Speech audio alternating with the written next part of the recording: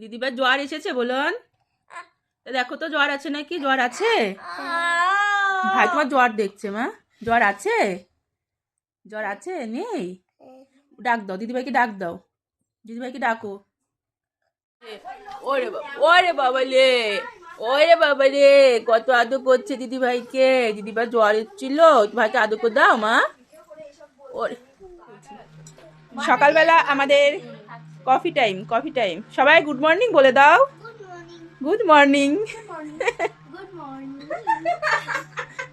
অরূপ দা good morning বলুন। বলি এটা কি বলি? Good morning. ওই বাটি ধরে নেবে। গুড মর্নিং সবাইকে, নতুন একটি সকালের অনেক শুভেচ্ছা। আজকে আমরা সবাই মিলে সকালটা বেশ উপভোগ করছি। সকালের মিষ্টি রোদ বিছানায় এসে পড়েছে।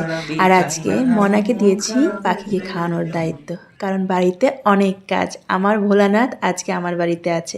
এদিকে সবাই গল্পগুজব করলেও আমি আর ভোলানাথ কিন্তু রান্নাঘরে চলে এসেছি, কারণ দুপুরে খাওয়া দাওয়া তো করতে হবে। সকালে যদিও রান্নাবান্নাটা স্কিপ করেই গেছি, কারণ কালকের পিঠে ছিল। সকালে চা কফি খেয়ে মুড়ি মাখা খেয়ে কারোই আর তেমন একটা খিদে নেই, তাই ভাবলাম দুপুরেই একবারে রান্নাবান্না করা যাবে। কালকে রাতে সবাই গল্পগুজব করে প্রায় 1:30-2টোয় আমরা ঘুমিয়ে, হাসি মজা আনন্দে যেন কারো চোখেই আর ঘুম আসে না।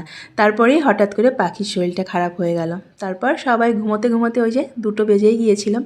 ওদিকে আমি রান্না করছিলাম, আর এদিকে সবাই মিলে মাঠে চলে এসছে ব্যাডমিন্টন খেলতে। আর বড়দের ব্যাডমিন্টন খেলা দেখে এই ছোট দুজনেরও ব্যাডমিন্টন খেলতে খুব ইচ্ছে হয়েছে। তাদের ব্যাডমিন্টন তাদের দেয়া হলেও তাদের সেটা কিছুতেই পছন্দ হলো না, সেই বড় ব্যাডমিন্টনই নিতে হবে।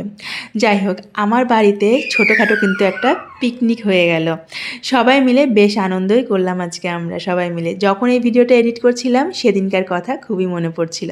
সত্যি দিনটা যে কেমন ব্যস্ততার মধ্যে দিয়ে আর আনন্দের মধ্যে দিয়ে চলে গেল আমি বুঝতেই পারলাম না। প্রত্যেকটা মেয়েরই ইচ্ছে হয় তার সাজানো সংসার তার কাছের মানুষকে দেখাবে, তার যতটুকু সামর্থ্য সেই সামর্থ্যের মধ্য দিয়ে তাদেরকে আপ্যায়ন করবে। তাই আমি এই সুযোগটা আর হাতছাড়া করলাম না।